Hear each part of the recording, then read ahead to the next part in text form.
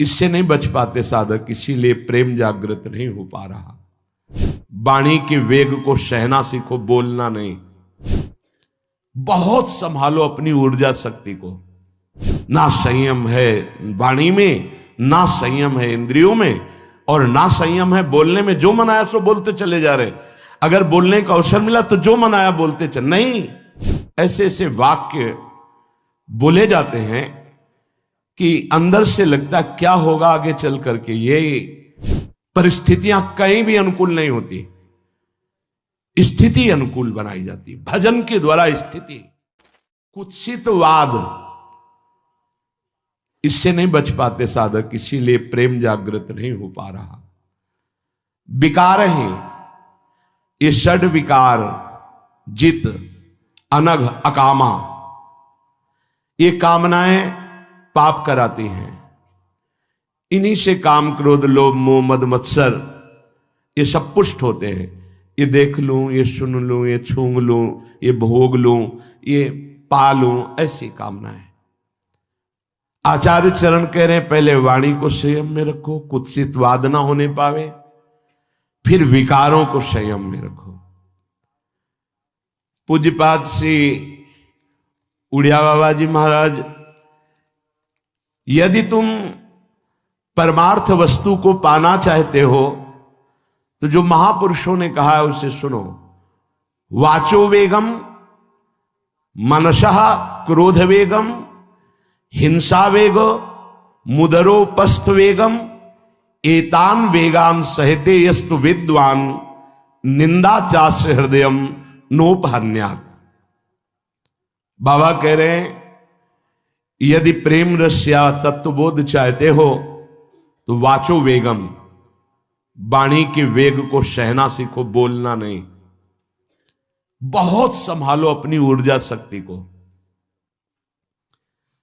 ये उपासक इस विषय पर नहीं ध्यान दे पाते। जब देखो दो लोग खड़े बात कर रहे हैं, क्यों बात कर रहे हो? या तो भगवान की आज्ञा की बात करो। बोधयंता परस्परम कथयंति च माम नित्यम तुष्यंति च रमन्ति च। ये नवीन अवस्था में वेग बहुत जोर से आते हैं। वाणी का वेग, घंटों बेकार की बातें करते रहना। आज जो सत्संग प्रवचन हो रहा ना, मनोरंजन होता चला जा रहा है। शास्त्र के बिल्कुल हटकर, शास्त्र से बिल्कुल हटकर, साधना से बिल्कुल हटकर केवल मनोरंजन होता चला। ऐसा निकृष्ट वार्ता मंच पर बैठकर करना शास्त्र विरुद्ध, एकदम शास्त्र विरुद्ध। जैसे देखने को मिला, जैसे एकदम शास्त्र विरुद्ध। ऐसी शब्दों की नहीं। तस्मात् शास्त्रम प्रमाणम थे कार्याकारो व्यवस्थित हो। ना संयम है वाणी में, ना संयम है इंद्रियों में, और ना संयम है बोलने में। जो मन आया सो बोलते चले जा रहे। अगर बोलने का अवसर मिला तो जो मन आया बोलते चले, नहीं। वाचो वेगम, वाणी के वेग को संभालते हुए शास्त्र सम्मत बोलने की बात। एक भी मन भंजन की वार्ता नहीं होती। इंद्रिय, मन, इनको केवल प्रफुल्लित कर दे नाच गा के बजा के। आचार्यों की वाणी ऐसी नहीं रही, महापुरुषों का उपदेश ऐसा नहीं रहा। प्रार्थना मान लीजिए, ऐसी वाणी सुनिएगा मत, कान में अंगुली डालिए और चल दीजिए, नहीं तो भ्रम पैदा हो जाएगा। अगर शास्त्र सम्मत वार्ता नहीं है तो कोई भी बोल रहा हो हमें नहीं सुनना चाहिए। ये प्रवचन, ये सत्संग, ये श्रीमद् भागवत का साप्ताहिक अनुष्ठान, ये जगत मंगल के लिए है। ये मनोनिग्रह के लिए है, ये इंद्रिय निग्रह के लिए है। ये मन और इंद्रियों को प्रफुल्लित करके विषय रस में डुबोने के लिए नहीं है, भगवदानंद के लिए। ऐसे ऐसे वाक्य बोले जाते हैं कि अंदर से लगता क्या होगा आगे चल करके। ये और बड़े बड़े टाइटल शब्द आगे लगते हैं। अब ये बेचारे लोग न जो शास्त्र को जानते हैं, न सिद्धांत को जानते हैं, न साधना को जानते हैं, बस उनको भी लगा चलो 2 घंटे हंस खेल लिए।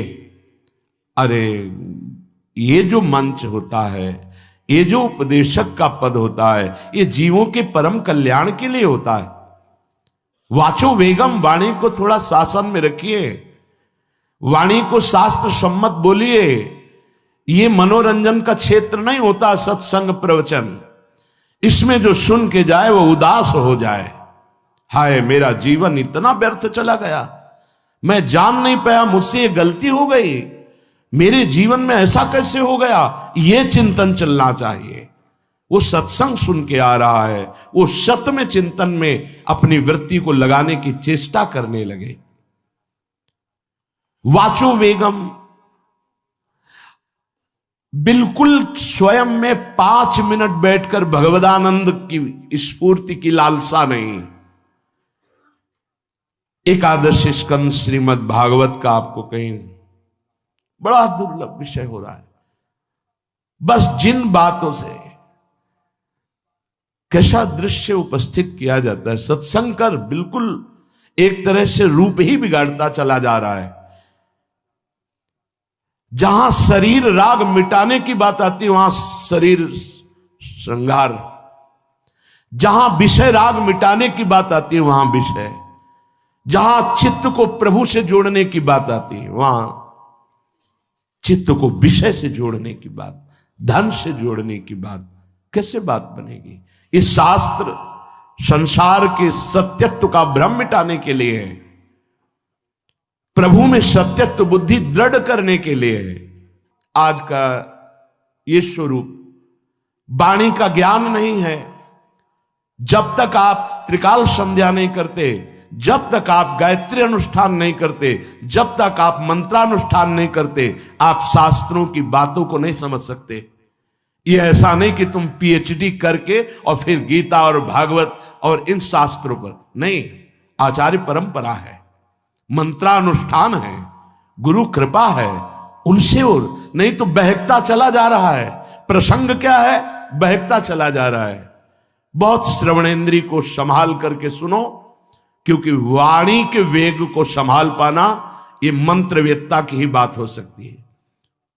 याद आ रहा है महाभागवत पूज्य श्री रामचंद्र डोंगरे जी महाराज कन्नौज में गंगा किनारे भ्रमण कर रहे थे।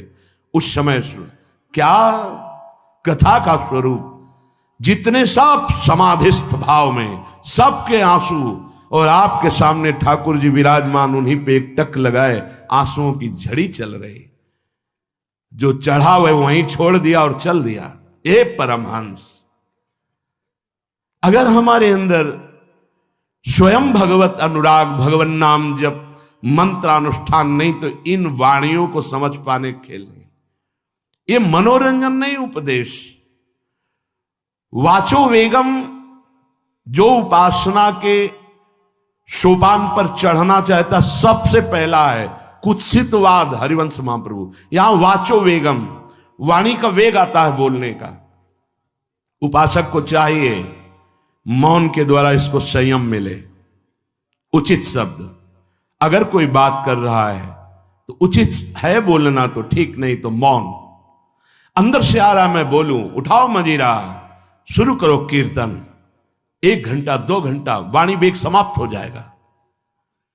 लेकिन विपरीत दिशा में बोलना, विपरीत दिशा में, व्यर्थ की बातें अगर करने का स्वभाव है तो उसे छोड़ दीजिए।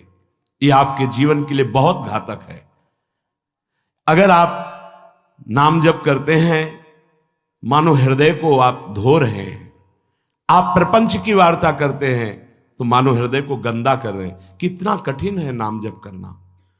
आप 11 माला, 21 माला, या आप निरंतर अभ्यास कर रहे हैं, थोड़ी देर आप गंदी बातें कर लिए, निंदा स्तुति की, प्रपंच की, नाना प्रकार की रजोगुण बढ़ाने वाली वार्ता, वो आपके हृदय को गंदा कर दिया। कुत्सितवाद, वाचो वेगम, वाणी के वेग को शासन में लीजिए। और मनसा, मनोवेगम, मन का वेग आता है। ये देखूं, ये भोगूं, आदि आदि संकल्प विकल्प, इसके वेग को सह जाओ। कुछ नहीं बोलना, सहने का मतलब होता है कुछ नहीं बोलना। मन कह रहा मुझे ऐसा करना है, मुझे ऐसा करना है, मुझे ऐसा, कुछ नहीं बोलना। कुछ भी उसकी जलन जो हो रही है किसी से नहीं कहना, शांत गंभीर, खत्म। पर उपासक क्या करता है, जो कच्चा उपासक है, नहीं नहीं अब मेरे मन में आ रही, मेरे मन में जलन हो रही, मुझे ऐसा करना है, मुझे ऐसा नहीं। शांत, ना बोलना है जो मन में आ रहा है, ना उसकी जलन पर ध्यान देना है, अपने मंत्र नाम उपासना कर्तव्य में लगे रहो, शांत हो जाएगा। इसके शांत करने की युक्ति है, इसे मतलब मत रखो। जैसे एक पागल आदमी रोड में खड़े तुम्हारे ऊपर कंकड़ फेंके, थूके, गाली दे, तो अपने लोग क्षमा भाव से कि वो पागल है, ऐसे मन अभी पागल है, इसके निर्णय पे ना हो। ये क्षण क्षण में बदल, इसको भजन से मतलब नहीं है, इसको क्षण क्षण में नवीन नवीन प्रपंच चाहिए। ये मनशः वेगम, मनोवेगम, इसका स्वरूप यही है, यही बंधन और मोक्ष का कारण है। ये क्षण क्षण में प्रपंच चाहता है। 5 ज्ञानेंद्रियों के द्वारा ये जाल रचा करता है जीव को फंसाने का।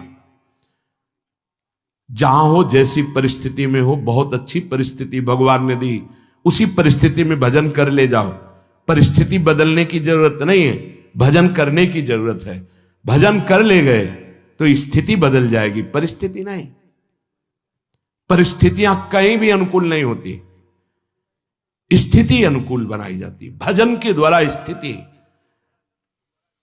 जीवन में कभी कोई परिस्थिति ही ऐसी नहीं रही जिसमें भजन किया जा सके। जीवन में पूरे, अगर पूरे जीवन के तारतम्य को देखते हैं तो एक कष्ट की वेदी पर स्वाहा ही स्वाहा होता रहा है। जीवन की आहुति केवल कष्ट पर, और आज भी कष्ट ही कष्ट। फिर आप सोचोगे सुख किसे कहते हैं? ऐसे कांटों वाले पेड़ पर ऐसा सुगंधित फूल खिलता है कि जिससे परमात्मा मुग्ध हो जाता है। जीवात्मा नहीं, परमात्मा मुग्ध हो जाता है। वो ये मार्ग है। उस सुमन को लेकर वो अपने श्रृंगार में लगा लेते हैं। सुमन, सुंदर मन, ये कांटों पे खिलता है। जैसे गुलाब का फूल कांटों पे नहीं खिलता, हाँ ये कांटे हैं। हर द्वंद की पीड़ा को सहता हुआ जब उपासक आगे बढ़ता है तब सुमन खिलता है। उस सुमन को प्रियाजू अपने केश पास पे धारण करती है। उस सुमन को प्रियाजू अपने कर कमल में लेती है। अगर आप सहना नहीं सीखे, मांगे बनी रही हृदय की, ऐसा हो तो भजन हो सकता है, ऐसा हो तो भजन, तो लिख लो आप। मन बहुत चंचल है, इसको हर समय नवम नवम नवम, जहां जैसी परिस्थिति उसी में भजन करके निकल चलो। गृहस्थ में हो, विरक्त में हो, गांव में हो, शहर में हो, जहां जैसी परिस्थिति, परिस्थिति बदलने की कोशिश मत करो, स्थिति बदलने की कोशिश करो। जिनको लगता है परिस्थिति बदल जाएगी तो भजन होने लगेगा, नहीं। भजन होने लगेगा तो किसी भी परिस्थिति में भजन होने लगेगा। भजन नहीं तो किसी भी परिस्थिति में नहीं होगा, पक्का समझ लीजिए। इसलिए मनोवेगम, ये जो मन का वेग आ रहा है, इसको आप सहना सीखो और प्रियाजू पर भरोसा रखो। उनको जैसी परिस्थिति देनी होगी दे देंगी ना, भरोसा रखो। अगर मांग मुख से निकाल दी तो अधूरापन साबित हो जाएगा कि हमको ये खाना पीना, ये हमको पहनना, ये ऐसी परिस्थिति, ये ऐसी छोड़ दो। जोई जोई प्यारो करे सोई मोहि भावे। शांत हो जाओ, मन के वेग को सह जाओ। क्रोध वेगम, महाप्रभु कह रहे कुत्सितवाद विकार ही। समस्त विकारों में प्रधान विकार होता है काम। काम से ही क्रोध का प्रादुर्भाव होता है। क्रोध एक वृत्ति है जो आने जाने वाली, स्थायी कोई नहीं है। जिस समय आपके अंदर क्रोध आए, इस समय मौन होकर हट जाइए वहां से। तुरंत जाकर थोड़ा ठंडा पानी पिए, प्रभु के चरणारविंद की तरफ अपनी वृत्ति को ले जाने की कोशिश कीजिए। उस व्यक्ति से चिंतन हटाइए जिससे क्रोध आ रहा है, उस व्यक्ति की उस क्रिया से चिंतन हटाइए जिससे क्रोध आ रहा है, हट जाइए। ये क्रोध का वेग अगर आता रहा तो भजन करने पर भी अनुभव नहीं हो पाएगा। एक बार अच्छे से क्रोध आ जाए, अंदर हृदय जल जाए, तो 1 महीने भजन के प्रभाव को रोक देता है पूज्य बाबा के उसमें। फिर आप अगर 12 बार साल में आ गया तो क्या अनुभव में आ गया। इसीलिए 20-20, 50-50 वर्ष हो रहे हैं, कुछ अनुभव में नहीं आ रहा। बहुत सावधान। क्रोध हमारा नाश करता है, किसी और का नहीं। हमारे भजन का, हमारे हृदय के आनंद का, हमारी वृत्ति का बड़ा हल्का स्वरूप हो जाता है क्रोधी पुरुष का। इसलिए क्रोध को सहना है, उसके वेग को सहना है। वाणी के वेग, मन के वेग और क्रोध के। अगर क्रोध के वेग को सह गए तो अगला है हिंसा का वेग। वो अपने आप सह जाओगे, क्योंकि क्रोध से ही हिंसा होती है। हिंसा का वेग, वाणी के द्वारा बहुत हिंसा होती है। ऐसे कठोर वचन बोल दिए जाते हैं जो हृदय को चुभते रहते हैं। बाहर का डंडा लगा है, पिटाई हुई तो 2-4 दिन में ठीक हो जाएगा, लेकिन हृदय में जब पिटाई की जाती कठोर वचन के द्वारा तो 10 साल बाद अगर दिखाई दे तो फिर ये वो बोला था, ऐसा बोला था, वो हृदय में घाव बना रहता है। वाणी का हिंसात्मक स्वरूप प्रायः क्रोधी जनों में ही पाया जाता है। अगर क्रोध वेग को सह गए तो वाणी के द्वारा हिंसा नहीं होगी, और मन के द्वारा मलिन हृदय में हिंसा का भाव होता है कि चलो हम वैष्णव में मारेंगे तो नहीं, पीटेंगे तो नहीं आपको, लेकिन भगवान तुम्हारा नाश करेंगे, भगवान बहुत जल्दी, ऐसा भाव मन में, ये भी हिंसा है शरीर के द्वारा। तो ना वाणी के द्वारा, ना मन के द्वारा, ना शरीर के द्वारा। क्यों? उसके हृदय में भगवान बैठे हैं, हमको उनको रिझाना है, हमें निर्दोष होकर भगवत प्राप्ति करनी है। ये हजारों दोषों की पंक्तियां यहां हैं। कोई कह दे हम निर्दोष हैं, हमें लगता है कि यही सबसे बड़ा दोष है। नहीं तो अंदर देखा जाए ना तो क्रम क्रम से धीरे धीरे निर्दोष हुआ जा रहा है प्रभु की कृपा से। कोई जन्म से निर्दोष नहीं होता, वो तो अवतार होते हैं भगवान के। एक पद में था, शरण जिसको ले ली हृदय से लगा, और विषय पंख से धीरे धीरे, क्रमशः विषय पंख से धीरे धीरे उसको हटाया। हित जो महाराज जी के लिए आया, हमारे हृदय को धीरे धीरे निर्विषय किया जा रहा है। और सहत सहत बाढ़े भगत ग्रहतन गुरु हितगार, इन दोनों का मिलान कर धीरे धीरे सहाते सहाते हमें निर्विषय किया जा रहा है। आचार्य चरण, इष्ट देव, गुरुदेव कर रहे, हमको राजी रहना है। जैसी परिस्थिति है, जैसी भी हमें गुरुदेव रख रहे हैं, इष्ट देव रख रहे हैं, हमें राजी रहना है। इससे क्या होगा कि हमारे अंदर क्रोध नहीं आएगा, गुस्सा नहीं आएगा। नहीं, ये इतना बेईमान मन है कि इष्ट देव पे भी गुस्सा कर सकता है, ये आचार्य पे भी गुस्सा कर सकता है, ये परम कृपालु गुरुदेव पर भी गुस्सा कर सकता है। क्रोध वेग सह गए तो वाणी और मन और शरीर के द्वारा जो हिंसा का वेग है उससे बच जाएंगे। फिर कह रहे हैं उदर वेगम, उदर वेग भूख। आप लोगों को तो हमें लगता है कि इस वेग को सहना ही नहीं पड़ता। ये जो विरक्त गंगा किनारे घूमने वाले हैं, इनको ज्यादा इस वेग को सहना पड़ता था, क्योंकि प्रायः कभी ऐसे शाम के समय पहुंचना होता, जब आप गंगा किनारे नहीं रुक सकते तो आश्रम, अब वहां पूछ लिया तो पूछ लिया, नहीं पूछ लिया तो राधे श्याम पढ़े। अगर कोई मंदिर मिल गया तो हम आश्रम आदि कोई खोजना ही नहीं, गांव में तो जाना ही नहीं है, क्योंकि नवीन अवस्था में कभी गांव में भिक्षा भी नहीं मांगी, आकाश वृत्ति का ही आश्रय लिया जो शास्त्र सम्मत। गांव में कभी पूरे जीवन में किसी गांव में किसी एक रात्रि किसी घर में कभी शयन नहीं। गांव के किनारे मंदिर मिला या कोई आश्रम संत जनों का, वहां भूख के वेग को जो सह जाए तो भजन में बहुत रुचि हो जाती, क्योंकि भजन से चित्त हटेगा तो भूख व्याकुल करेगी, और उसकी व्याकुलता से बचना है तो भजन में लगना पड़ेगा। और आपको सच्ची कहते हैं कि कई कई दिन भोजन न मिलने पर भी शरीर में गंगा जल के कारण कभी कमी महसूस नहीं हुई।